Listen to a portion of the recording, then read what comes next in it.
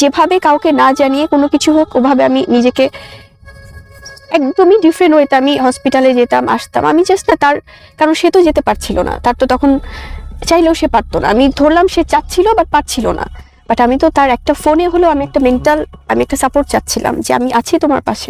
সাকিব আমার কন্যা সন্তানের কোনো খোঁজ খবর নিচ্ছে না এবং কোনো প্রকার ভরণ পোষণও দিচ্ছে না।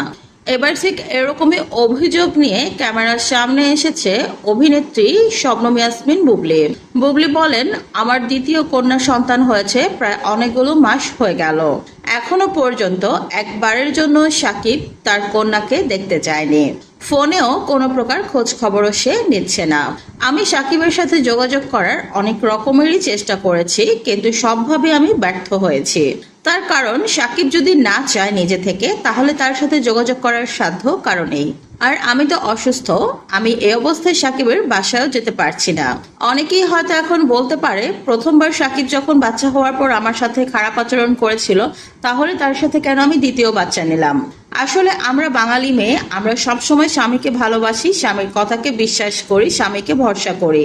স্বামী যদি একবার অন্যায় করে, তারপর যদি সে তার ভুল বুঝতে পেরে ক্ষমা চায়, আমরা তাকে ক্ষমা সুন্দর দৃষ্টিতে দেখি।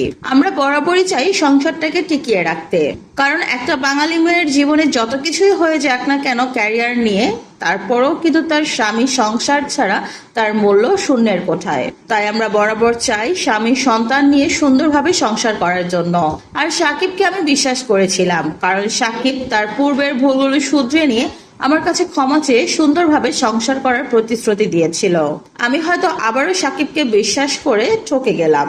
বুবলি আরো বলেন, আমার নিজের জন্য না হোক, আমার কন্যার সন্তানটার জন্য তো তার বাবাকে প্রয়োজন। একটা শিশু পৃথিবীতে এসেই কি সে তার বাবাহারা হিসেবে বড় হবে? এটা তো আসলে আমাদের কারোই কাম্য না। আমি বাচ্চাটাকে পেটে নিয়েও নানান রকম স্টেজ শো করেছি, গ্র্যান্ড ওপেনিং, ব্র্যান্ড প্রমোটিং সবকিছুই করেছি, যেন বাচ্চাটা এই পৃথিবীতে আসার পর কোনো কিছুর অভাবের মুখ তার না দেখতে হয়। কিন্তু বাবা হিসেবে কি সাকিবের কোনো দায় দায়িত্ব নেই? আমি ক্যামেরার সামনে এসে এই কথাগুলো বলতে চাইনি, কিন্তু সাকিবের আচরণে আবারও বাধ্য হলাম ক্যামেরার সামনে এসে এই কথাগুলো বলতে। তো ভিউয়ার্স, এরকমই একটি ভিডিও নেট মাধ্যমে ঘুরে বেড়াচ্ছে। এই ভিডিওর সত্যতা কতটুকু বলে আপনাদের মনে হয় কমেন্ট করে জানান।